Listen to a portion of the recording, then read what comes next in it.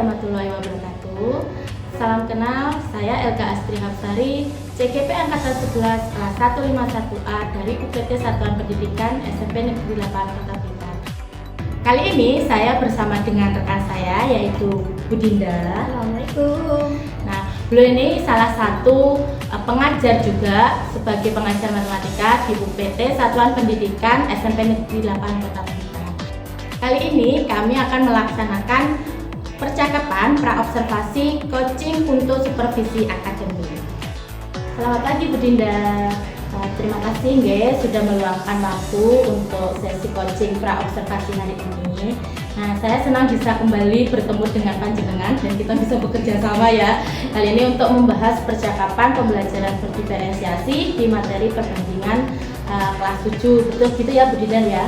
Nah, sebelum kita mulai nih Bu Dinda, bagaimana persiapan Bu Dinda untuk pembelajaran kali ini?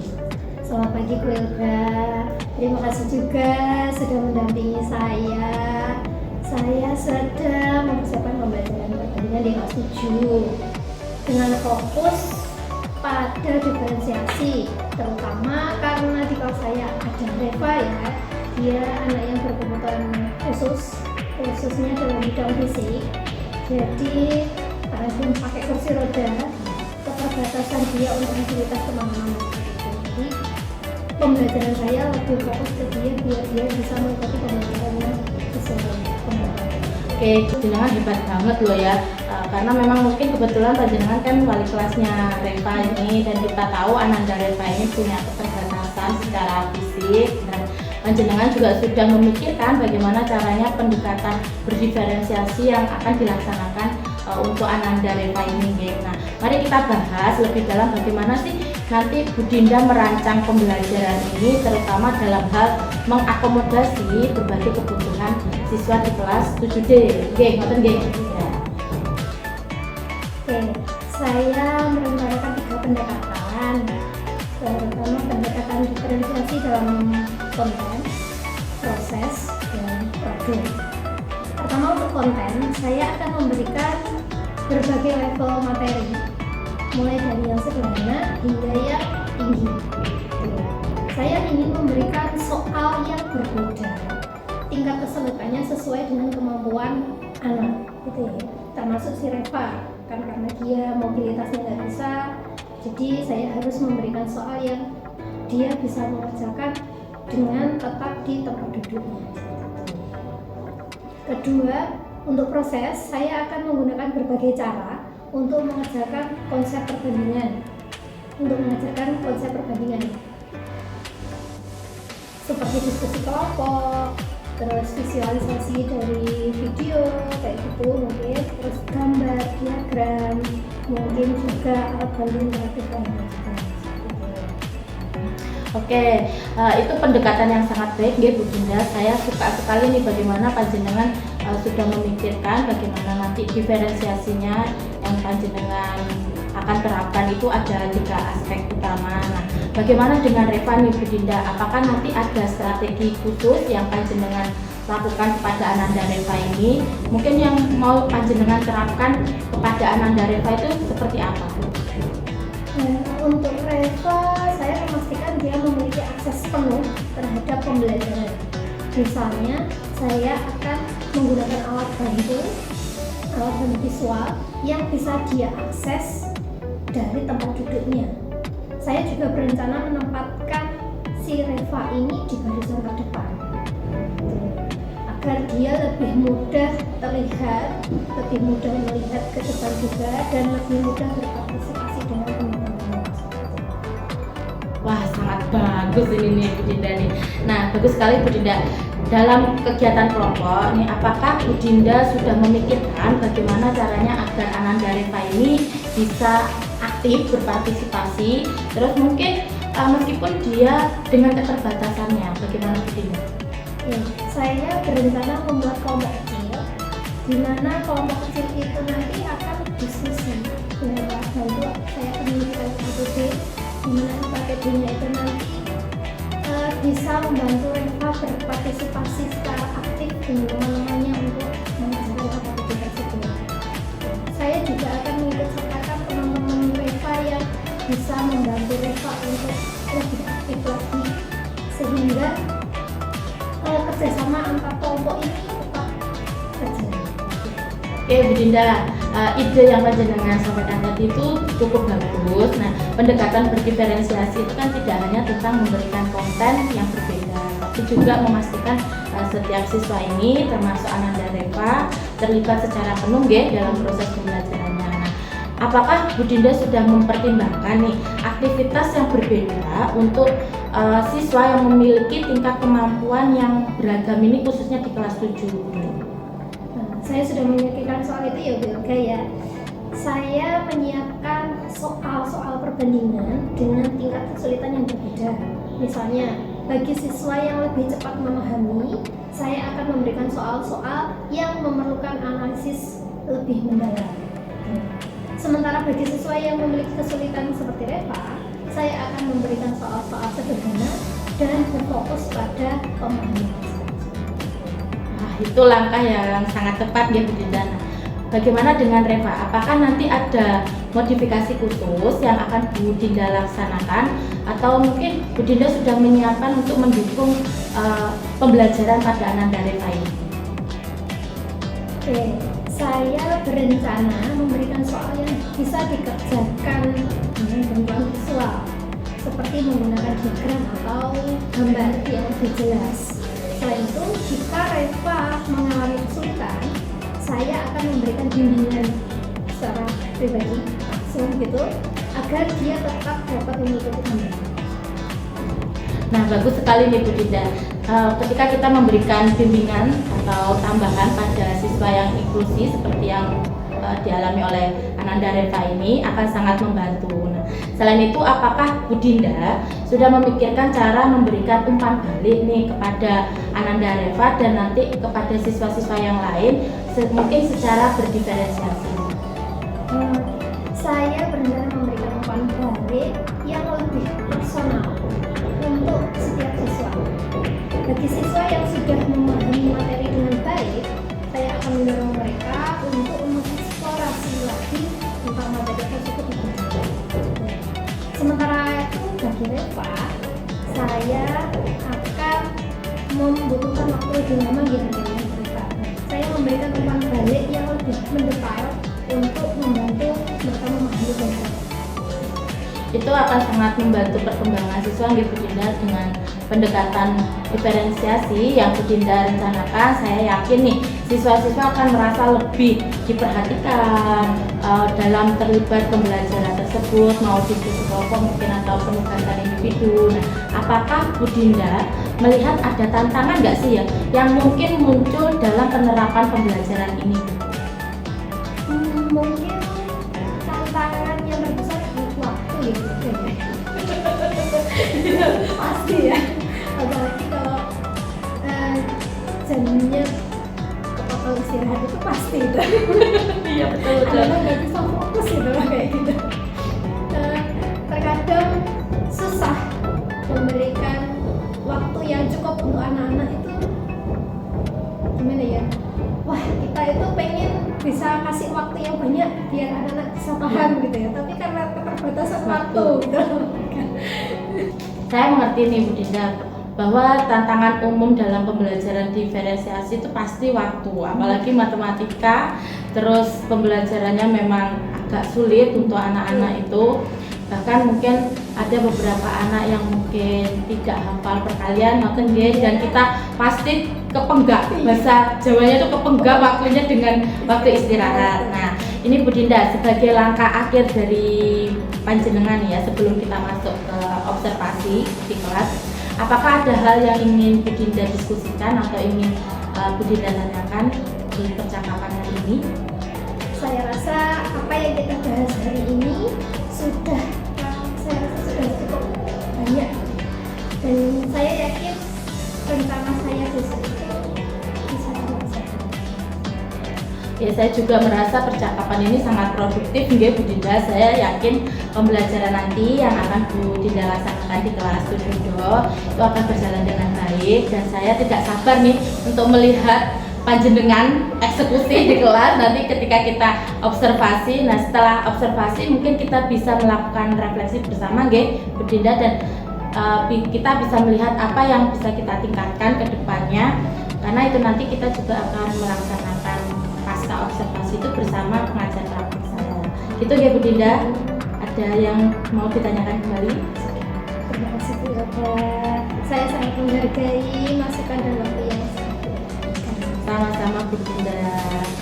Oke, itu tadi kilas percakapan pra-observasi yang saya lakukan bersama rekan saya Bu Dinda. Semoga nanti ketika observasi dilaksanakan bisa berjalan dengan lancar. Terima kasih. Assalamualaikum warahmatullahi wabarakatuh. Selamat pagi anak-anak. Bagaimana kabarnya hari ini? Sehat semua? Ada yang tidak masuk hari ini? Siapa? Ivanka kemana? Sakit. Oke. Sebelum kita masuk ke materi, Bu Dinda ingin mengingatkan dulu ya, kesepakatan yang sudah kita lakukan di kelas kita.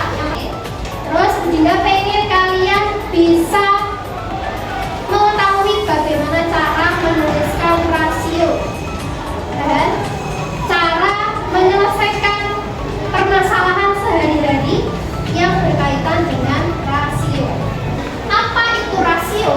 Ada yang tahu rasio itu apa?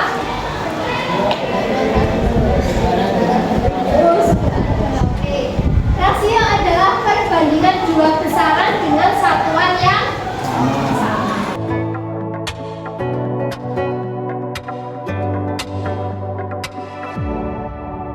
Katakan rasio dari banyak donat gula terhadap donat coklat. Kira-kira ada yang bisa menjawab? Silakan angkat tangan. Oke, Reva, silakan berapa?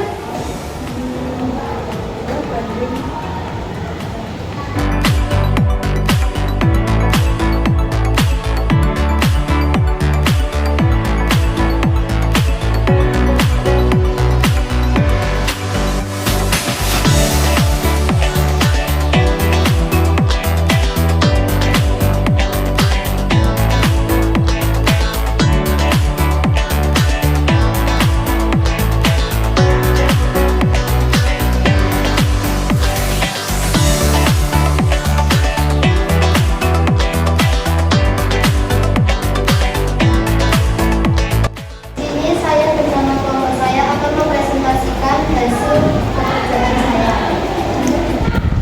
saya. Ini kelompok saya bernama Rizky Eka, Amel, dan Gil akan mempresentasikan hasil dari laporan kelompok kami. Banyak meja di dalam kelas adalah 17. Banyak meja di kantin 10. Banyak meja.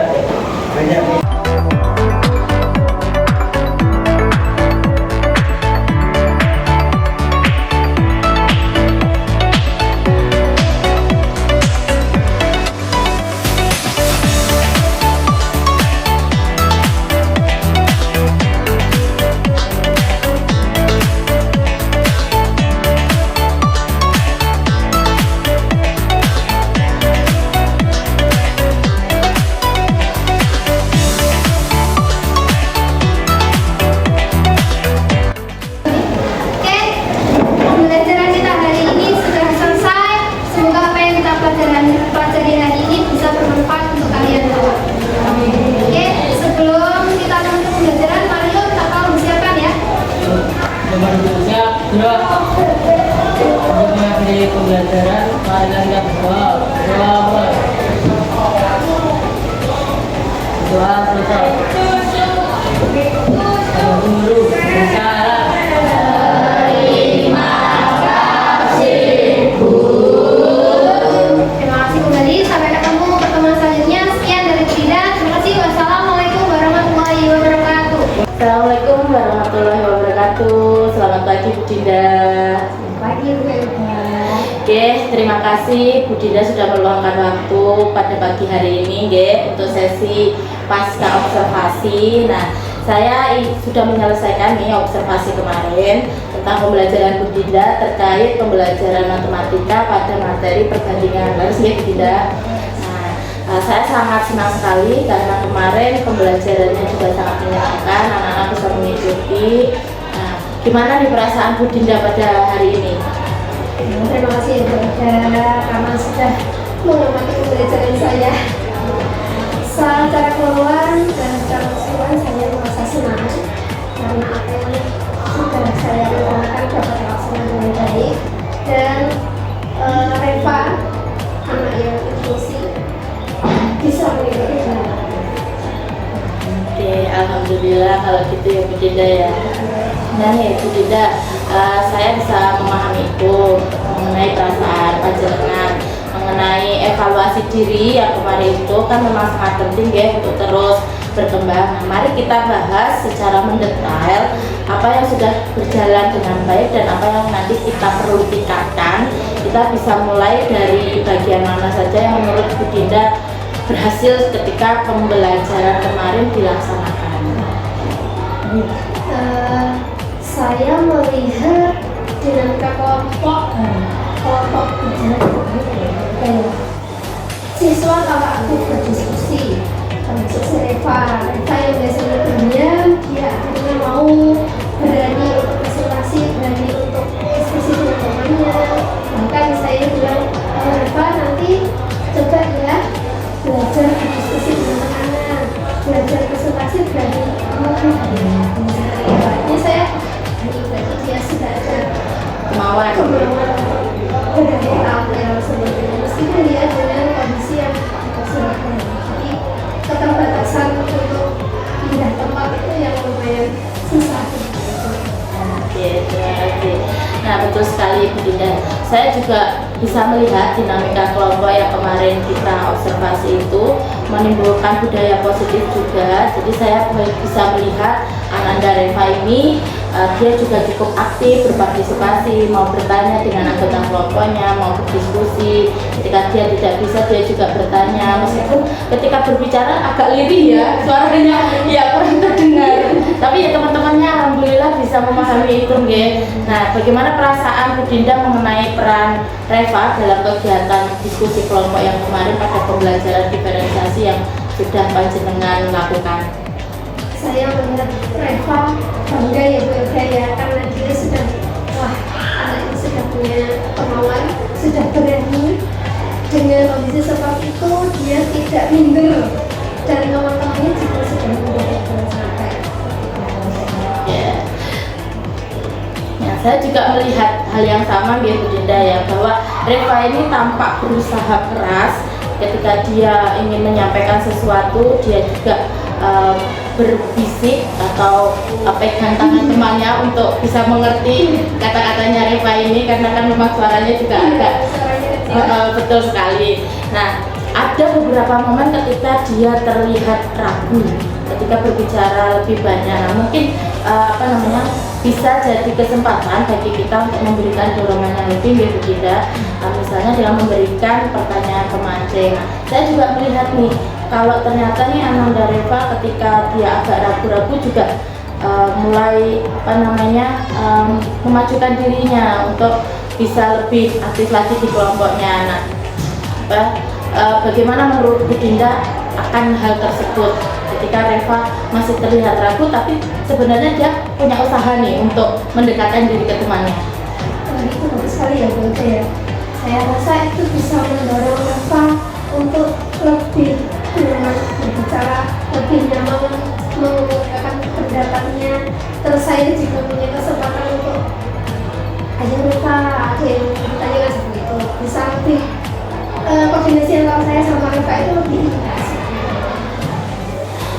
Itu juga langkah yang tepat ya Bu Dinda. Saya juga melihat variasi tugas yang panjenengan berikan kemarin ketika kita pembelajaran berdiferensiasi itu, terutama mengenai konten dan produknya. Terus siswa juga lebih cepat memahami apa yang panjenengan berikan, karena kan memang kemarin panjenengan juga menampilkan kontennya seperti ini mengenai pembelajaran rasio. Nah, bagaimana menurut Bu Dinda nih tentang keberhasilan pendekatan diferensiasi yang sudah panjenengan lakukan? Saya melihat anak-anak sudah belajar pribadi itu lebih mendalam ya, karena siswa yang kesulitan itu lebih paham dengan apa yang saya jelaskan di kemarin itu. Terus si Reva sendiri juga selain mendengarkan saya, dia bisa membaca di depan, terus bisa memahami dengan apa yang ada di depan.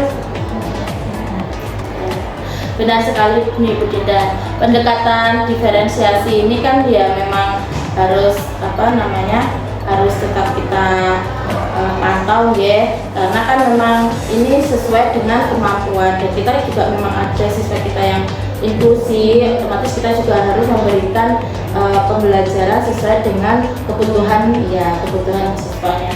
Nah, namun saya juga merasa nih Bu Dinda bahwa mungkin kita juga perlu memberikan sedikit tantangan biar Ananda Reva ini terpacu lagi, lebih aktif lagi ya. Nah, yang saya ingin tanyakan nih Bu Dinda, ketika panjenengan seperti ini nih, bimbingan yang panjenengan berikan kepada Reva itu seperti apa? Terkait dengan di awal itu saya memberikan soal memang lebih dasar. Terus saya lihat kemampuan si Reva ini, dia mampu nggak menyelesaikan soal yang dasar ini. Kalau dia mampu, nanti saya tingkatkan soalnya. Dia merasa tertantang atau tidak mengerjakan soal yang lebih tinggi. Kalau dia mampu, berarti dia memang mungkin hanya keterbatasan fisik, tapi intelektualnya sejajar dengan kami. Bagus sekali nih Bu Dinda. Selain itu juga saya memberikan catatan positif untuk Bu Dinda, bagaimana Bu Dinda ini bisa mengelola kelas dengan baik, terutama dalam mengatur waktu, karena kan ketika pra-observasi panjenengan kemarin sempat ngobrol ya, karena keterbatasan waktu nih. Nah, ternyata ketika kita sudah praktek, waktunya itu malah ada sedikit yang bisa kita gunakan lagi untuk bercakap-cakap sebentar ya kemarin yang bencana. Yang ingin saya tanyakan Ibu Dinda, bagaimana menurut Bu Dinda soal manajemen waktu yang kemarin itu? Nah, menurut saya sudah sangat bagus ya. Saya sudah menyeimbangkan waktu yang berjalan itu, sehingga biar apa yang saya berikan ke Reva dengan waktu yang besar itu bisa cepat seperti itu. Jadi Reva bisa nyaman, dia tidak terburu-buru belajarnya, dan dia bisa memahami materi yang saya jelaskan. Ini bagus sekali ya Bu Dinda ya. Itu memang hal yang wajar Bu, kalau kita pembelajaran di kelas kan memang seperti itu. Kadang kan kasarannya bilang, orang Jawa kalau bilang enggak istirahat ya, seperti itu ya. Tapi alhamdulillah kita bisa menyelesaikan pembelajaran dengan lancar, dan kita juga bisa seperti ngobrol kemarin itu. Nah, jenengan juga bisa memberikan instruksi yang tepat kepada anak-anak, mau kepada Ananda Reva atau teman-teman yang lain yang ada di kelas itu juga tidak. Nah, yang ingin saya diskusikan lagi nih mengenai rencana tindak lanjut panjenengan. Kan kemarin kita sudah melaksanakan observasi, terus kita juga sudah ngobrol-ngobrol sedikit nih.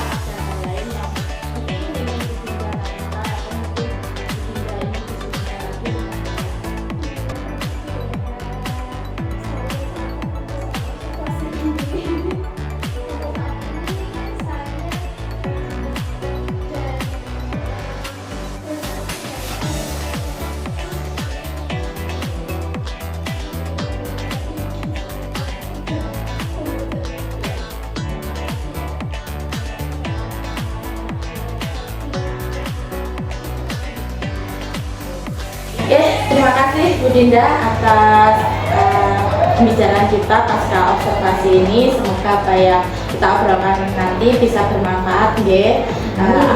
Terima kasih sekali. Mohon maaf kalau saya mengganggu waktunya Bu Dinda, nggih. Sama sekali, sama-sama berangkat. Ya, terima kasih dari pengamatan saya ya. Saya sebagai pengajar praktik di sini, ketika Bu Elga melakukan push dan kunci dengan Bu Dinda, saya rasa sudah sangat baik sekali. Di mana Bu Elga juga sudah melakukan 4 kompetensi yang ada di kunci ya. Selanjutnya panjenengan yang di kunci pun juga sudah baik sekali. Bagaimana tadi saya amati bahwa dari alur tirta yang panjenengan sampaikan sudah berjalan dengan sangat baik, dimulai dari identifikasi tadi baik, terus tujuannya baik, selanjutnya kedua ada identifikasi itu ya, terus rencana aksinya panjenengan tadi yang bagaimana menemukan solusi ketika sudah diuji oleh Bu Elga yang tadinya ketika sebelum mengajar panjenengan bingung bagaimana sih lewat ini ketika saya ajar kok enggak menurut kepada saya kan begitu. Akhirnya panjenengan menemukan sebuah solusi bahwa panjenengan menggunakan tutor sebaya kan begitu ya. Jadinya arahan dari Bu Elga sangat bagus sekali ya, menyelesaikan masalah tanpa Bu Elga ini memberikan solusi ya, membimbing panjenengan mencari apa dan bagaimana solusi pemecahan masalah panjenengan sendiri. Terus yang keempat tadi juga mengenai tindak lanjutnya sangat bagus, dan juga yang terakhir adalah penutupnya. Ya, alur ceritanya memang sudah sangat berjalan dengan baik sekali. Mungkin itu dari saya. Ada tambahan dari Bu Elga? Terima kasih Bu Ika selaku pengajar praktik CKP Angkatan 11 kelas 151. Sudah cukup Bu. Oke teman-teman, ini tadi adalah proses rangkaian dari pra-observasi, observasi, dan pasca observasi yang saya lakukan sebagai pemenuhan tugas aksi nyata modul 2.3. Akhir kata, billahi taufiq wal hidayah. Wassalamualaikum warahmatullahi wabarakatuh. Waalaikumsalam warahmatullahi wabarakatuh.